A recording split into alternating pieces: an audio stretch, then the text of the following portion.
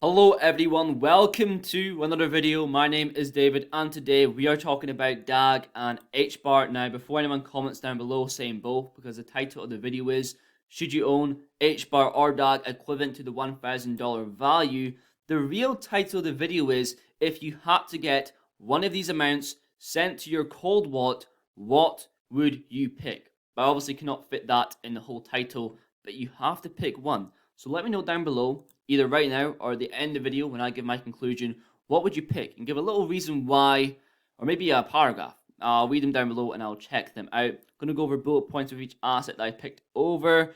There's obviously a lot more to these projects, but I want to keep it short and concise as possible. Obviously, when it comes to HBAR and DAG, they're both DAGs, directed acyclic graphs. So it's a particular data organization tool that links data together rather than a blockchain that consists of blocks. And it has no money needed, and it has high transaction speeds because it's not affected by the block creation. Even if you go to the tags with DAG, there's not that many about. HBAR being number 1 in DAG, Constellation Now DAG being number 4. A lot of info, stay around to the end, and without further ado, here we go. Okay, so firstly we're talking about DAG Constellation Network because we barely talk about Constellation Network on the channel, even though it's a very underrated and undervalued project. So Constellation Network is an open source platform where you can create cryptocurrencies, blockchain, decentralized applications, and it's a layer 0 project. So when you think about projects like Bitcoin or Ethereum, the more traffic, the slower it goes. It is the complete opposite with DAG. It gets more efficient as time goes on. And DAG are enabling fast, secure, scalable solutions for organizations to process data safely and efficiently. Now on to number 2, the partners, which are actually on the website with the ecosystem. And since last time I checked, the website looks clean. This is one of the cleanest websites I've seen within crypto itself. So clean. Fast, so you can say Solana. We can see 1.3 billion staked in DAG. I probably should have checked this before I made this video, but last time I checked, it was around for a node, I think 250,000 DAG, around $50,000 to $60,000. So quite a lot for the average investor. We can see here the growing ecosystem. So we've got the US Air Force. So Constellation pretty much protects data for the US Air Force, which is huge. And recently also, they got the gold stamp of approval by the Air Force Research Laboratory. And they're also partnered with Quant, Ripple, LCX, blockchain companies, projects that we talk about on the channel quite a lot. We can see Amazon Web Services. If you use Amazon Prime, you've probably seen that logo there. Splunk, quite a weird name to be honest, but they work with cybersecurity and big data. And their partnership allows the data that Splunk receives and generates to be processed in more of a secure way. And now we're on to the last one, number 3, HGTP. Hypergraph Transfer Protocol.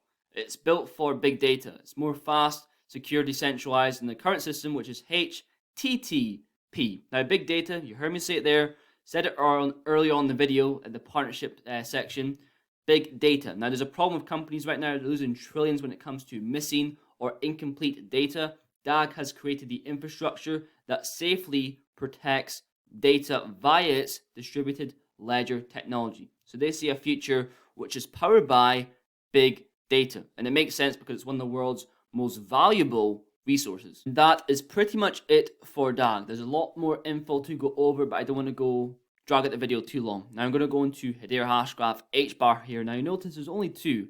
Why is there only 2? Well, I made a video like this before with HBAR already. I went into Hedera. I went into the specifics a little bit more. So if you want to check out that video, check it out in the top right. I'll leave a little thing you can click there and you can come back to this video. It's actually in segments. I did not do this. YouTube must have done this, but I can see they put ISO 122. But nonetheless, that's pretty cool that they do it without me having to actually do it manually. So now we're on to number 1, ABFT, asynchronous Byzantine fault tolerance. The highest level of security a consensus algorithm can provide. That means that it can handle DDoS attacks. It can handle when the internet has bad firewalls that are acting maliciously, and it's not as problematic as proof of work, and it has the 1/3 rule. So consensus reached assuming that the attackers control and have less than 1/3 of the stake in proof of stake, and of the nodes in non-proof of stake. And whenever you hear Hedera, you always hear ABFT, the highest level of security, chucked in with all the other attributes when you're flexing with Hedera when it comes to the speed, transaction speed,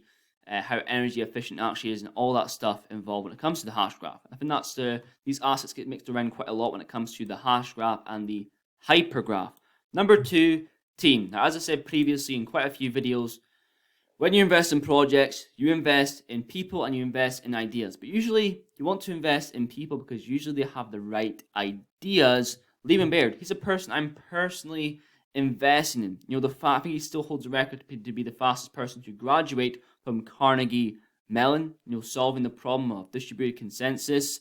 Even when he speaks, he's so passionate about he speaks when it comes to Hedera. And they are both visionaries. They're in for the long term. They are creating something that is going to last for a good while, or possibly forever, whatever you want to say. Also, I forgot to mention in the last video, when I talked about the governing council, even the system that he set up when it comes to the decentralization kind of things, when it comes to new governing council members and old governing council members being removed when their terms actually expire. So when I talk about 2030 for HBAR, you know, price-wise in 2030, you know, there'll be different council nodes running. So who knows who the members of the governing council will be that further down the line. And now to close the video off, answer the question, which would I pick? Well, actually, I was thinking about the question there, and based on my actual portfolio, I have a lot of HBAR and not that much DAG. I'd probably pick DAG because I want more DAG. After making this video as well, it's sort of, you know, switched my head a little bit more and realized how good of an asset this actually is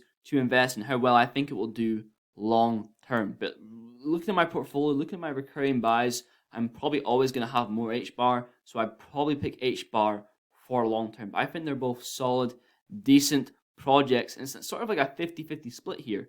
But please, let me know down below, let me know your reasons for holding each asset. You know, when it comes to Hedera, the use cases that are going to be launched, you know, the most trusted DLT out there. I think it's going to do so well for the future, and I'm really excited for the future of DAG, especially when it comes to how under the radar it is, and in terms of market cap, where it can go in the future, even at top 100 positions. If you enjoyed today's video, obviously go and check that video out where I talk more in depth about Hedera Hashgraph. And I think the last video I made on DAG was around a couple months ago, I think. Yes, it should be. Yes, here. So Constellation DAG is a 100x gem. Go and check that out. Probably not too much of an in-depth analysis, just a little update on the project at that present time. But if you made this far in the video, thank you very much for watching. Please leave a like down below, and I'll definitely see you guys in the next one.